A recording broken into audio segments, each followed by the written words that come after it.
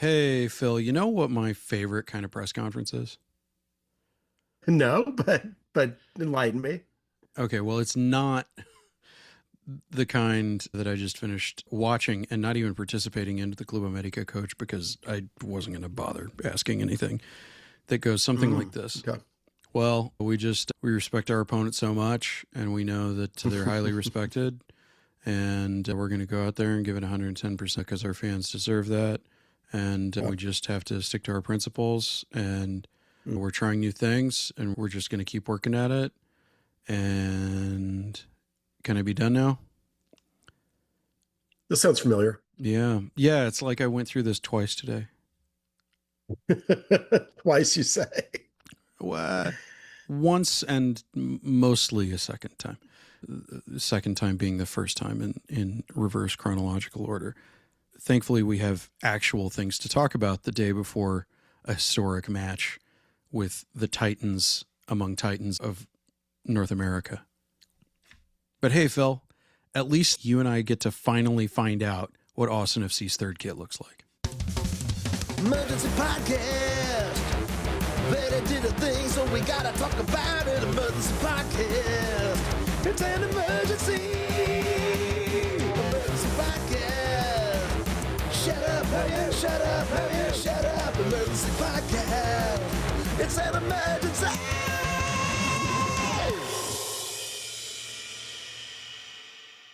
Hey, a hearty hello to you all, and welcome to Emergency Podcast, the Austin FC podcast, where we talk about all the Austin FC emergencies. So much, in fact, that right before this kit release party where we get to see the purple kit in all its glory, we are recording Violet because tonight, as you are actually listening to this, because we are recording late Wednesday, we are editing Wednesday night, Thursday morning, getting it up Thursday morning as it is now in your feed. Tonight, Club America facing Austin FC, number one in the Liga MX Leagues Cup table versus number one in the MLS Leagues Cup table. Didn't think we'd be saying that after this group of games here, these first two games, but lo and behold, that's where we're at. Table has shifted, of course, a little bit since then. We're just going by the results after the first two matches. But yeah, tonight it comes down to Austin possibly eliminating America, or both of them possibly going through, depending on results. Moisés, you have been doing a lot of math on this. You have been blowing up my phone with thoughts. 5:30 this morning, you start texting. Look, like you are into this, man. You are into this. This is great. I mean, I'm into it too, but you were into it on a level beyond I think what I might be right now. A level beyond what I expected myself. I was honestly optimistic about Austin's chances going into the tournament, but there's a certain amount of being in the midst of a tournament chaos where the fingers can't be taken away from the typewriter. And it's been interesting seeing various things play out in unexpected ways. Last night's first matches of round 3 of phase 1. Too many names, too many numbers, too many complicating descriptors for how this tournament functions. But it's a perfect tournament with a perfect format. Nobody can say anything critical about it. Well, we will say plenty of critical things about it in a few minutes. I don't know. The thing that's captivated me about it is that what I've said for a while now about wanting to see what Austin's first 6 competitive matches on the other side of the World Cup break portend for the progress made during the midseason break under interim coach Davy Arnaud, new tactics, new formations, new game shapes, new game plans.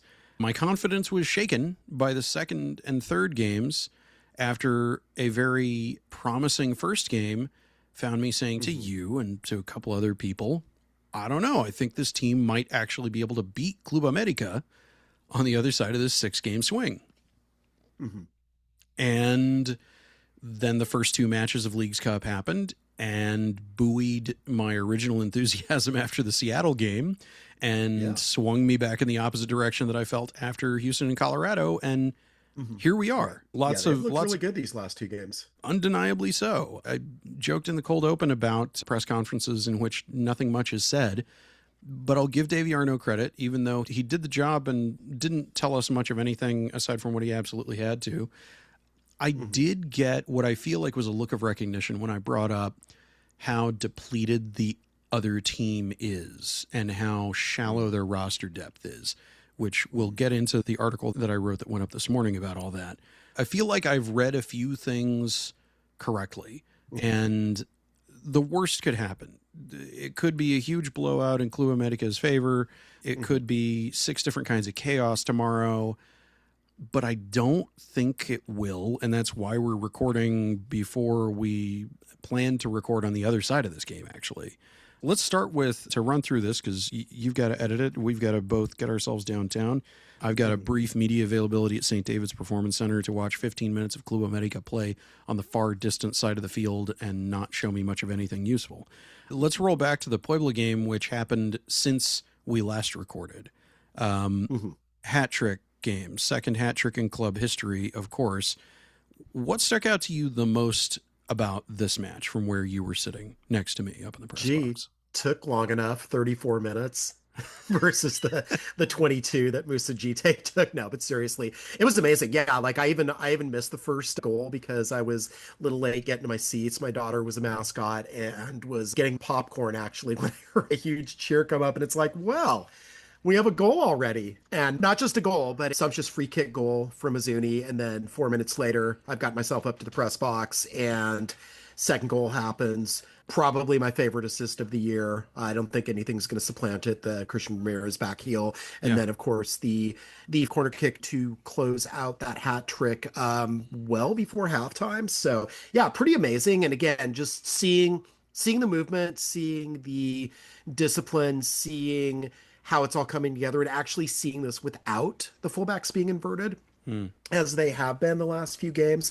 Yeah, very, very encouraging. I mean, again, Puebla, not a great team. Tijuana, maybe not as good as their current Liga MX record indicates, but looking a lot better than they did a few weeks ago. So again, in terms of whether this works, whether this is a long-term good thing, whether there are principles now that are going to continue to evolve, we'll see these shifts, we'll see these positional things evolve, we'll see these formational things evolve. Still a lot of soccer to watch and tend to, but I'm very buoyed by this League Cup run. And even if they do end up losing on here Thursday night as we are recording tomorrow night, but as you were listening tonight, even if there's that loss that happens, it's been a good, encouraging couple of games. And if Austin just gets out-talented in this one, then Austin gets out-talented in this one. So you said some things, we're going to get into this in a little bit here, that make a case for Austin actually winning this based not on just what Austin's been doing, but what America hasn't necessarily been doing or has been doing too much of in excess to where certain players are depleted.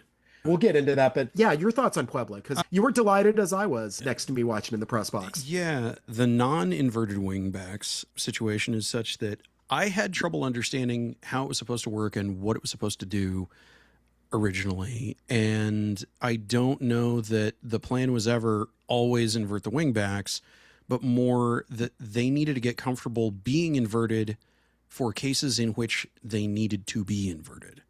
And it seems like there is much more of a stack of tactics at play, and they're holding back things until if and when they need to. And you've got Davey Arnaud's he's got Terry Boss back. Terry Boss is back, everybody. He's got one of his favorite right-hand men at the ready, and there is something to be said for people that you feel natural next to and play naturally next to. You mentioned Christian Ramírez. He was the player offered to us for the midweek press availability this morning. It brought to mind not just the backheeled pass, his first minutes on the pitch. He scored his first goal for the club. This guy plays like he has been here for 2 years, and he's been playing with most of these guys for 2 years. And the club is currently without a sporting director. Understandably, they're not making tons of moves outside of ones that seem to have already been in motion. Who knows? Maybe there is stuff going on. I don't know who's making those decisions. But lacking a sporting director relative Christian Ramírez, just looking at what he's contributed since he has been here in adverse circumstances, both for him, his family being uprooted, and for the club otherwise, his deal expires in December. And what do I know? about sporting directing and the deal making and all that kind of stuff. But in terms of what Jim Curtin has described as wanting to be the style of play, knowing that going into the sprint season at least, you're going to have the majority of these players, if not almost everybody that's on the roster now, without whatever pending moves might be magically happening in the background by the shadowy cabal of sporting decisions. The biggest no-brainer in the world to me is, and frankly, I'd be surprised if there wasn't a deal being worked on before Roto got fired. You've got to extend this guy not just through the sprint season, but sprint season plus 1 full year with a club option year. To me, considering not just the budget charge that he's on right now, but relatively speaking, what this guy is looking at, I don't want to retire him early, but he's getting into that autumn of the career kind of phase where he's got 3 kids, he's got a family. There are far worse things to do when it comes to a shifting sporting operation than to look at one of the more seasoned, more reliable, level-headed team player guys in the league than Christian Ramírez and making a deal that makes something work. If not, you take him into retirement. At the very least, sprint season plus 1 plus a club option year on top of that just seems like a no-brainer to me. Okay. So, couple things. Yeah, I think he's been absolutely valuable this year. I do think they should keep him. Just a couple of kind of cautionary things here. So he is 35.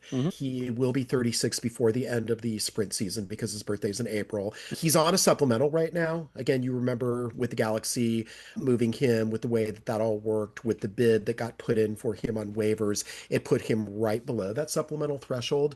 I think he's had the kind of season to where he would demand a senior salary. Like, I think he's deserving of that. And I don't think he stays on a supplemental. I think he would be able to find somewhere else to go and get that senior contract if he's not able to get that at Austin. I think Austin would reward him with that. But with that, I do think that, that he's good, solid center forward depth behind Vasquez.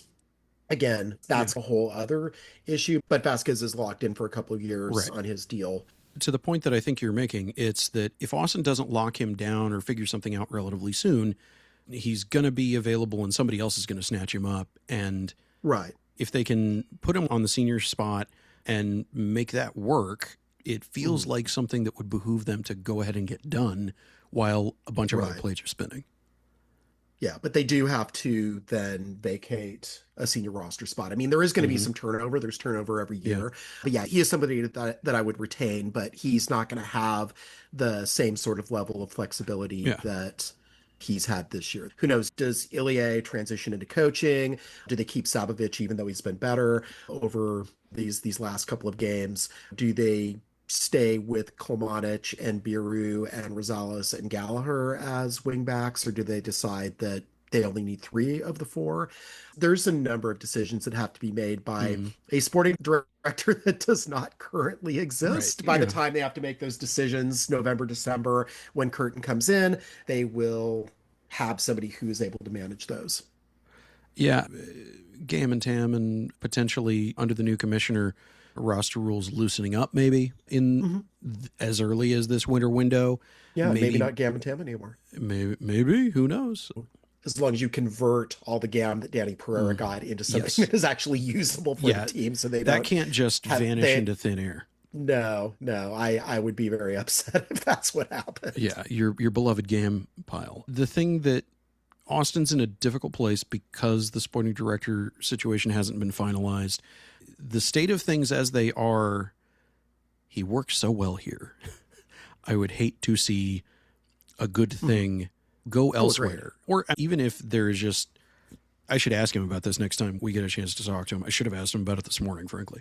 But them offering him to us to talk to just made me think about this, about how for a bit I've been, I would rather they get the right choice for sporting director than just rush it to just get somebody. But I went back to the article that we put out where it was here 5 manager, 5 sporting director picks. And I keep thinking about Neil McGuinness at LAFC or maybe Chance Myers at Nashville. The other options we have on there are either definitely not working out, like Garth Lagerwey, who we understand is going to Burnley. Burnley has not announced him. Burnley kicks off in a few days and figured they'd want to do that. But I don't know. I don't have any sources on who they're talking to, who they're looking at, that kind of thing. But I would love to see some more specificity about that. Before we segue into the Club America thing, I think on this related note, congratulations to club president Andy Loughnane, who is now club CEO Andy Loughnane, and who will now oversee sporting operations as well, including the sporting director's search. The most interesting thing about that press release, and I don't think if Andy were to listen to this, I don't think it would offend him for me to say this, but the most interesting thing is that we learned that the sporting director role also will encompass chief soccer officer and will have, as expansive as Rodolfo Burrell's role was, I don't know that it was quite specified to the T in this way, that the re-envisioning of the sporting director role is part of an overall leadership organization rethink that they are doing going into what they seem to consider the next phase of the club's development, with Anthony Precourt moving into the role of chairman and doing a lot of the big picture stuff. Makes the job a little more enticing, perhaps. And that's interesting. Does that limit or change the scope of who they're looking at, who they've looked at so far, who the search specialists at Excel have been looking at? I don't know, maybe. And to my question that I put forth when we were starting this a few months ago with the Curtin hire, does that put number ones into play as well as number twos? Like, would a sporting director from another MLS club want to move to Austin with, again, working with Andy with that additional title, with that additional opportunity / responsibility? Maybe that does make that a little bit more enticing. And maybe it's kind of a rethink based on, here's a circle of candidates we had. Maybe we can widen this to get a little bit more ambitious in terms of what we want to do. But maybe this announcement is necessary in order to signal this, as it were. That feels very natural to me. I don't see you conspiracy theorizing there. I think that's just plain good, solid theorizing. You've got to make it worth the while of the caliber of candidates that you've got. And I think they don't just have a ticking clock when it comes to, say, a player like a Christian Ramírez, deals expiring, guys looking for other things. Maybe there are guys who want to be transferred and don't know who to tell that they want to be transferred because there is no sporting director. And the longer that goes on, the more confusion, the more uncertainty.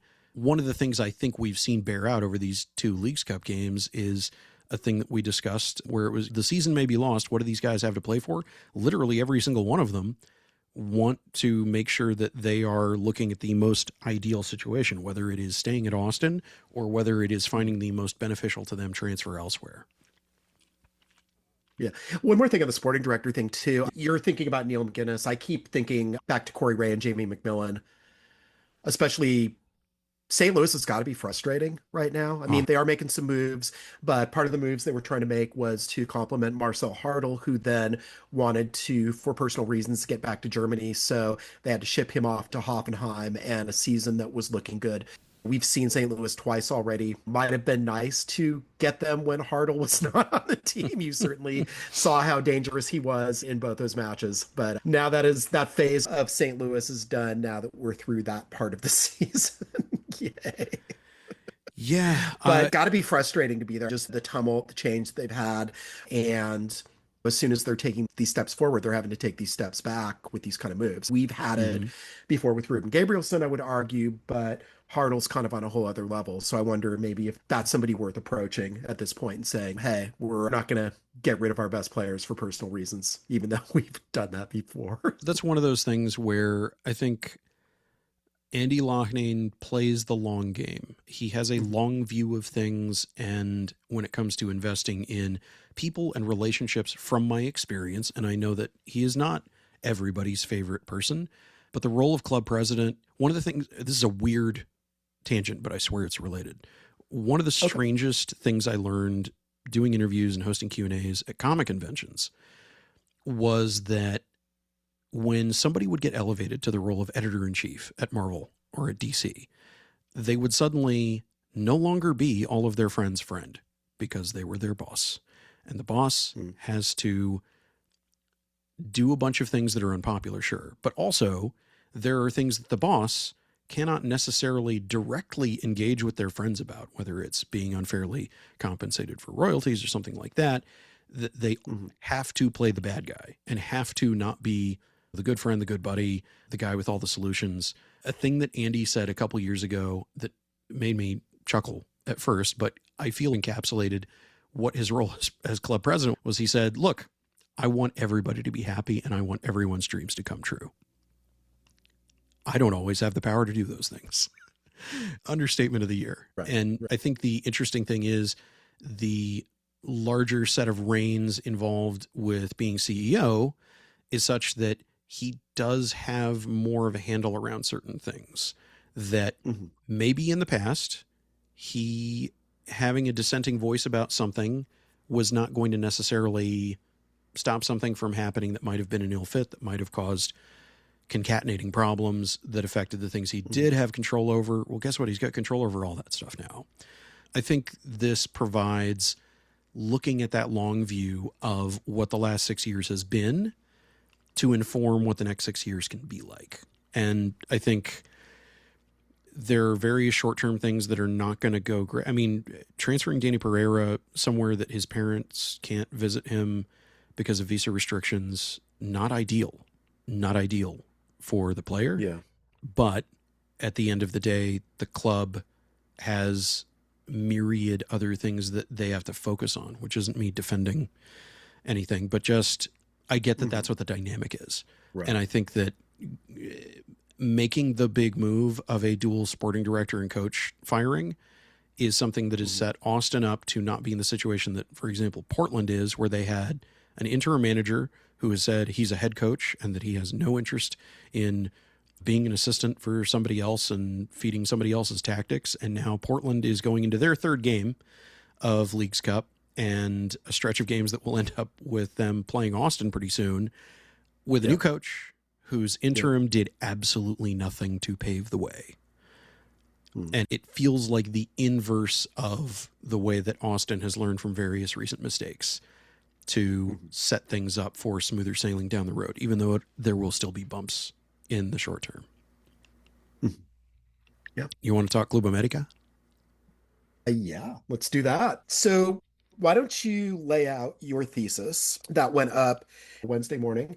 So a lot of interesting thoughts, a lot of looking at players and how they've been in the tournament so far. Seems like not maybe as much rotation as they should have had, and maybe a lot of miles on some key players. So why don't you get into just first of all your overarching thesis about why you think indeed Austin FC can beat Club America tonight, and then what it is that in particular, if you're an America fan, should concern you. So this is not vibes based. This is not what people are doing with Claude AI, vibes coding their way to a solution. By the way, literally none of this used any Gen AI or LLM AI. None of my work does. Okay. Entirely old school. From the outset, looking at what Austin's group stage, phase one, whatever we're calling it this week, Leagues Cup experience is going to be, I saw that Club América fixture last in line and went, I have a feeling that's going to be another Monterrey Pumas. And jumping ahead to Wednesday as we're recording this, the press conference with that manager was exactly like the Monterrey and Pumas managers were talking in advance. To clarify, we're talking about the 2024 matches in which Austin was not expected to beat either Monterrey or Pumas and yet beat them both. And Tijuana manager, both before and after losing the match, talking as if there was some dent in the universe that caused the impossible to happen. Platitudes. Just, we respect our opponent and we know they're very well regarded. 14th in the West? Okay. Sure, man, whatever. And not even I would say such a thing. I felt like going into the tournament, being the third opponent, assuming that they were going to smash both of the first two opponents, which they have, that they would look to an Austin that just at face value, without going very deep on run tape, on doing the research, doing the scouting report, did not look like a formidable opponent going into the tournament. That what I have come to believe is the conventional logic of Liga MX teams that have to go from this tournament right back into the beginning of their second of two annual seasons is we're just going to play the way that we always play. We're not going to kill ourselves trying to overthink it. We are just going to play the way that we play, and we are the Titans of North America, especially with it being Club America, the Titans among Titans. What was interesting to me that I saw in starting the Portland match simultaneous to Austin's second match against Puebla was there was a lot of rotation, but not in the places that I assumed that I would see it. So I went back and I did a bit of a dive on, okay, who's injured, who's out, who is playing in their natural positions, who is subbing in somewhere that they don't normally play, that kind of a thing. And the interesting thing that I found is that they played both of their pacey attacking wingers basically 2 entire matches. Brought them both out for a little bit of time, but not much. The most curious sub in their second match, he went from right back to left back, and that's Kevin Alvarez. Okay. And I was like, inverted wingback? Is that what? Wait a minute, hold on a minute. Where have I seen this before? However, unlike Davy Arnaud's system, where it's being done with intention, this smacked of being done out of desperation. And it's because they're severely depleted at left back. And when you're also kind of thin at right back, shifting your top right back over to left back also makes you thin at right back. And I guess the way that I would sum up the biggest problems is both their wings and their wing backs are very gassed, very thin, or have played no competitive minutes in the tournament so far. Center backs, Brian Rodriguez, one of those wingers. Yeah, Brian Rodriguez on the left wing. He is their big star, but he came back from a left knee injury in the first match of this tournament. And then played just shy of 80 minutes in the first one and just over 80 minutes in the second one. Yeah. Is that a lot of minutes for somebody who's just coming off an knee injury to be playing? You know, I think so. But what do I know? What do I know? How far apart were those 2 matches? How far apart were those 2 matches? What kind of travel was involved? 3 days. One of them was at elevation, albeit at home at the Azteca. But then they flew to Portland, Phil. Yeah. Their other home stadium. And then flew to Austin. And then they flew to Austin Tuesday. A lot of travel. And in the middle of the day, middle of the afternoon, 3 p.m. press conference, the coach and Isaias Violante, his right wing, who played a lot of minutes. You want to know how many minutes Violante played? How much? 86 and 90. That's a lot. And he looked like and they're practicing. They're practicing at what time? 6 p.m. 6 p.m. on a Wednesday. Okay. To get away from the middle of the day heat, but also to practice at a representative temperature and climate feel for what Thursday night is going to be like. Still warm. Still warm. I'm just saying, a lot of their best players played, if not 2 full 90 matches, real damn close. And one of those guys, Alan Cervantes, took a couple of really bad knocks to his right ankle in the first match against San Diego. And they've got to be planning to play him again. The informed speculation of talking to Isaias Violante today makes me think, yeah, that guy who they had at right wing playing 2 games back to back, I don't know why they would have him sit next to the coach if they're not planning on starting him again. That guy needs a nap. He needs a nap, not 90 more minutes of play. Right. And so this goes to me to looking at, why does Davy Arnaud hate Jaden Nelson? Why isn't he playing Jaden Nelson? Jaden Nelson has gotten some minutes, like more than the garbage minutes that some of America's guys have gotten. Like there are a couple guys who played 6 minutes total across 2 matches. Jaden's played some. Facundo's played some. And Jorge Alastue has not had the rubber burned off of his tires.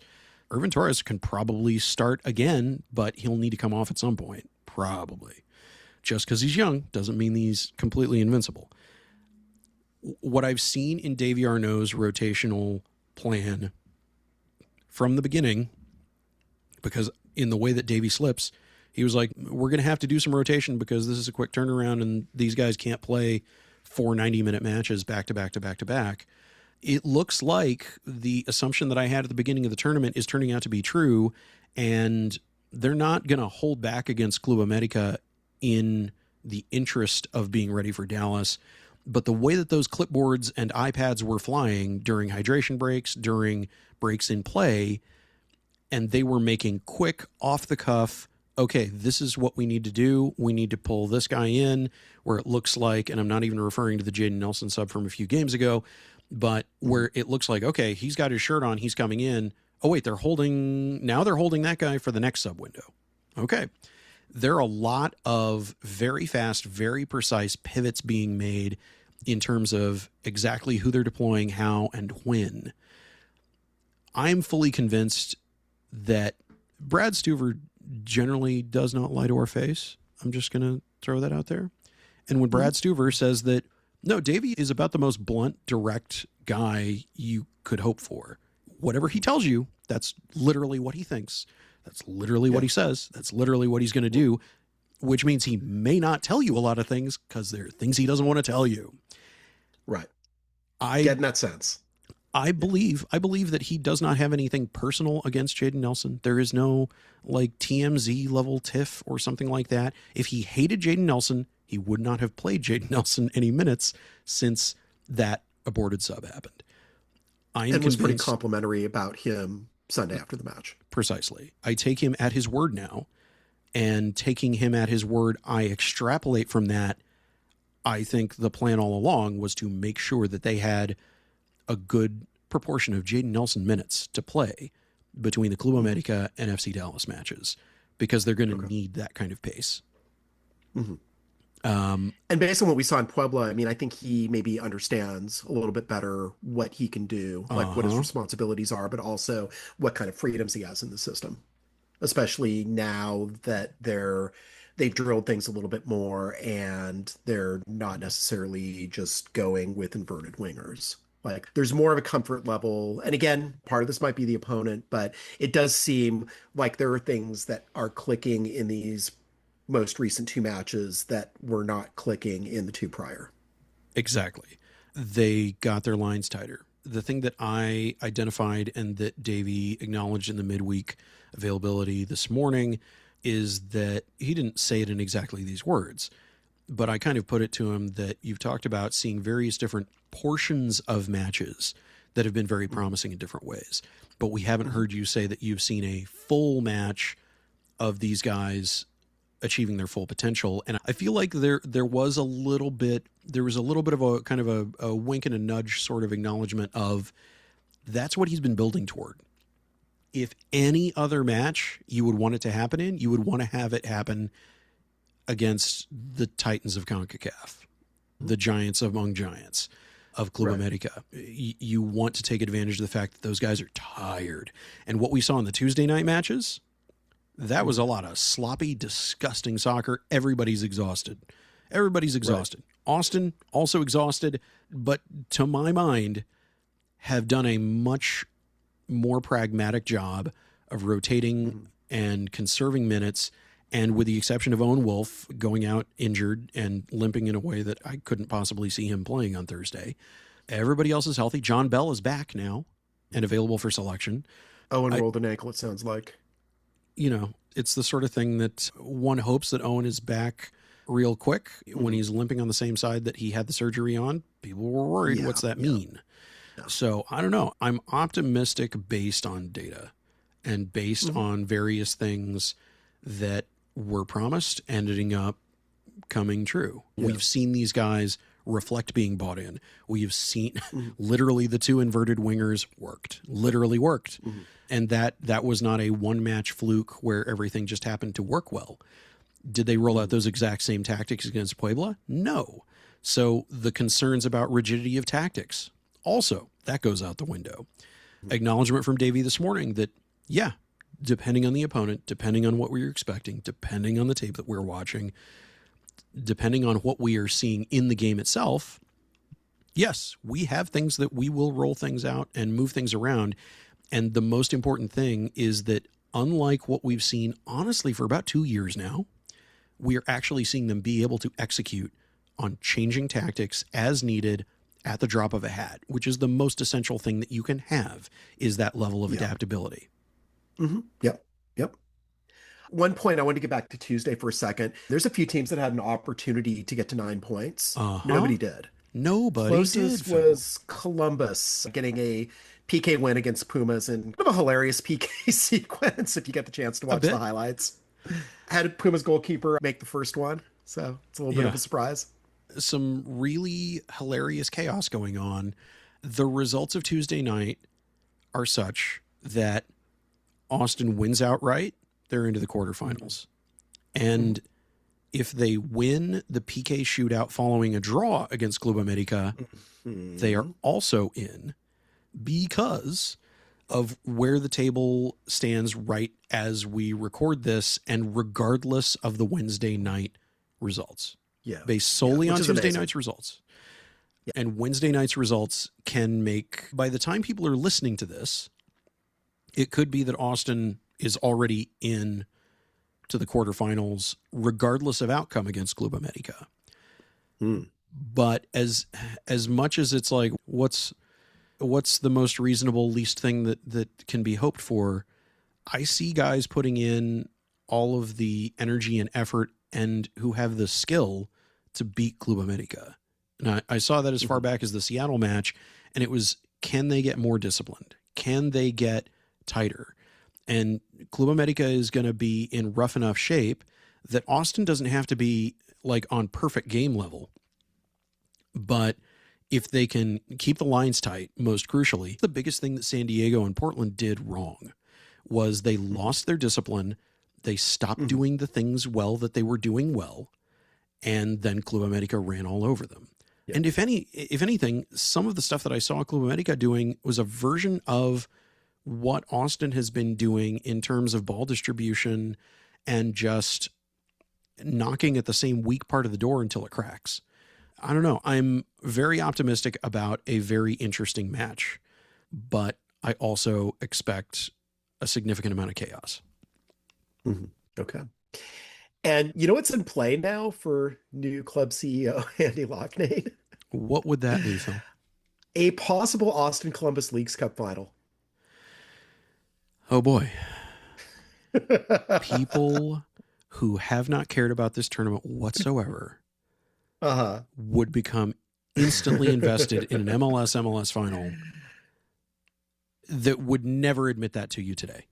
Right. Not every MLS versus MLS final would be enticing, but this one would be. Sure would. Yeah, sure would. Especially for us old school Austin FC people who were around since before it was a club. Yeah. Wow. I don't even want to think about that, Phil. I want to text 35 Ask Verde right now because I feel in danger. Because that, I don't even, you spoke it into the universe, so hopefully you cursed it into not happening.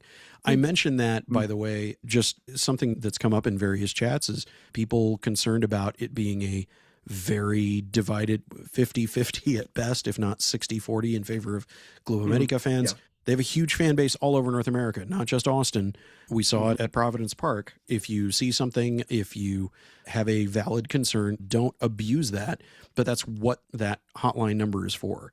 Text it. Right. Photos. If there is something popping off, that's the fastest way for stadium security to act on something.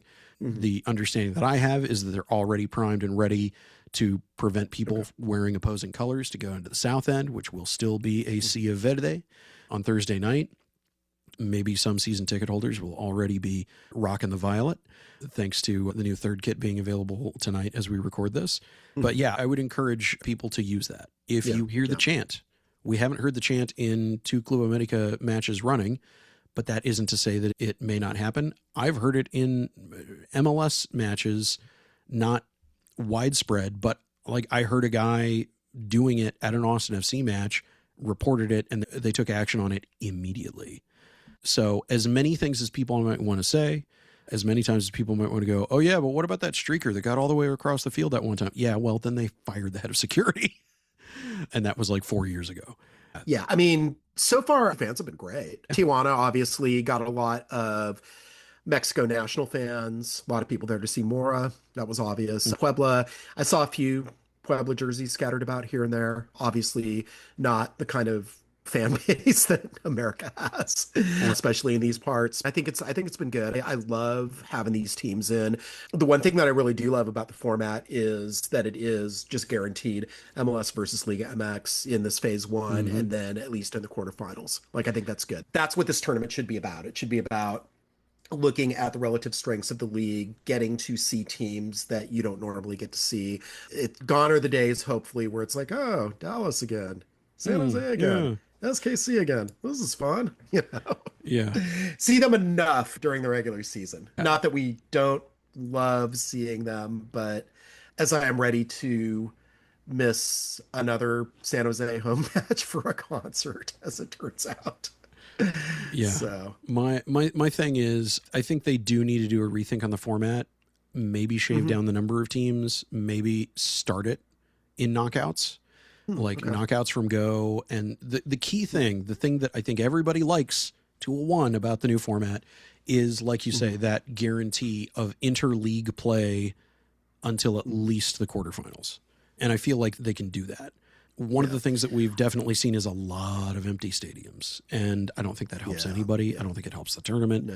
There is something interesting here, and now that it seems the league has backed off of being so aggressive about its Leagues Cup or Open Cup and openly declaring war, my hope is that they can lean further into that with a new commissioner and get off on a different foot with how Open Cup is going to work, because that's going to be a whole thing thanks to the schedule change too. Until if and when USL change schedules as well, if they are going to align. I did not expect to be writing as many thousands of words about Leagues Cup stuff.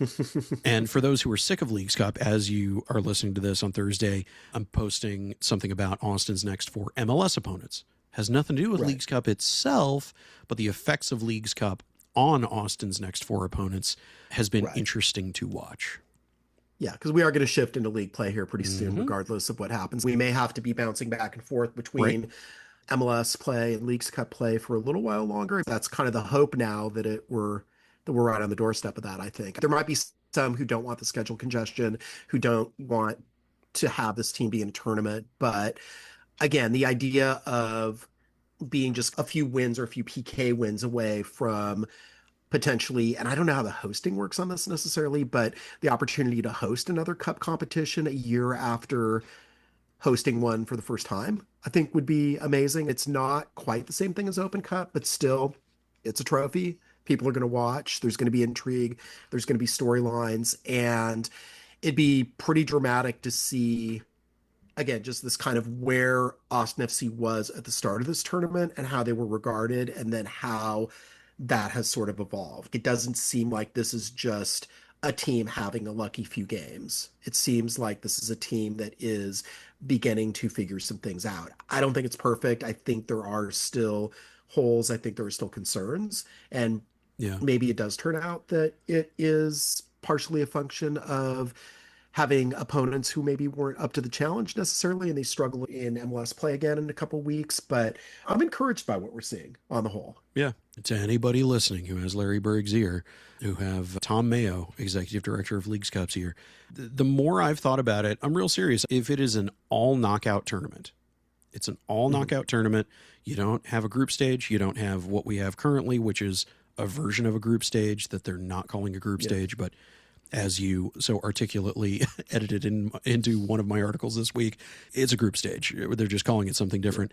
I think it changes the stakes. I think it changes some of the fatigue, and it also eliminates the gigantic swath of what does this team have to play for other than their reputation and vibes and pride. If it was 8-8 and 12-12, I don't even think Austin would be in this. I mean, kind of one of the concerns, maybe part of the reason that you have half-empty stadiums for a lot of these games is that like a San Luis or a Puebla are not going to be draws necessarily. Whereas obviously if you put América or Tigres or Monterrey or even Toluca in a stadium, you're going to have people turn out. Right. And I mean, that's a piece of it. The other part of it is if you go straight to knockouts, you could actually still do 36 teams and it would be less matches, but they would be more consequential matches.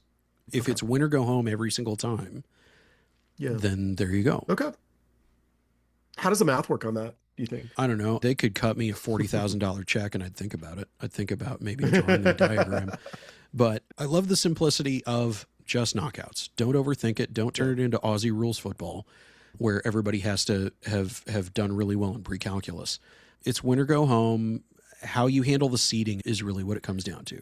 How do you handle the seeding? You could take 16 and 16. Yeah. Like you take 16 and 16. You don't have to take all 18 Liga MX teams. You can leave the bottom 2 Liga MX teams at home, and that's probably fine. Right. So yeah, seeding's going to be weird. Austin's kind of middle of the pack with seeding. It changes from year to year. So it's not necessarily going to be reflective of the team's strengths coming into the tournaments, but that's just going to be the weirdness around it, I think. But still, I think you'd get some compelling matches within that. No, I think it's worth the notion. Yeah, absolutely. I guess, what else do we have to cover? Anything big? I think we've covered everything. Again, just as a reminder, we'll be up again on Sunday morning with another here. Because again, Dallas, that game got moved from Saturday to Sunday, thankfully, so they don't have to do it on 1 day rest. They just do it on 2 days rest after playing America. Dallas as we record this Wednesday night, Dallas plays Toluca in Toluca.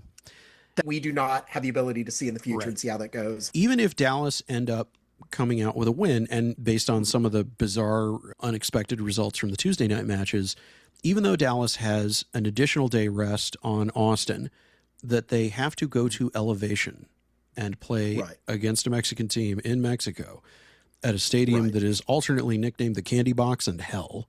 I was going to point that out. It's like that Simpsons skit where the Frogurt comes with a terrible curse. Yeah.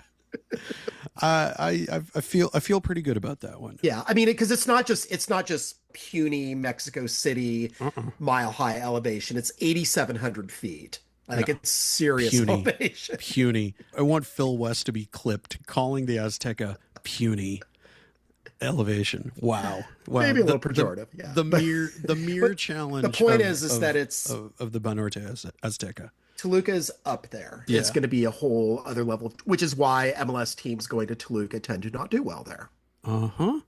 Yeah. Ask Seattle how that went. Right.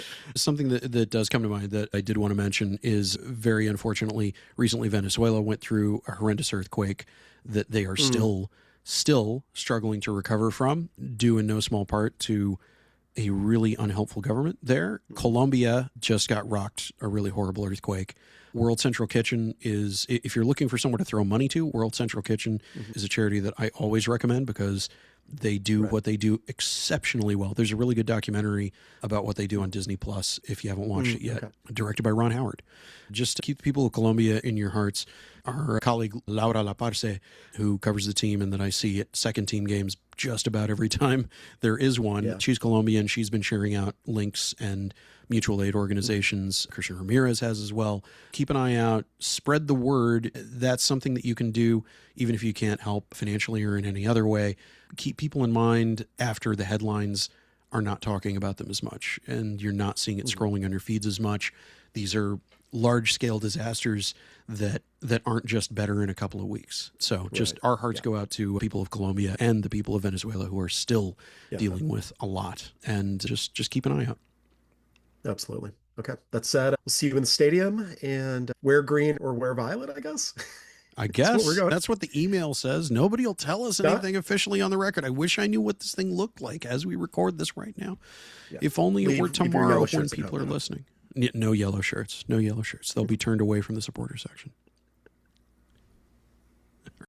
This is the best Austin FC related thing you follow in the history of 9 years I've been on this planet.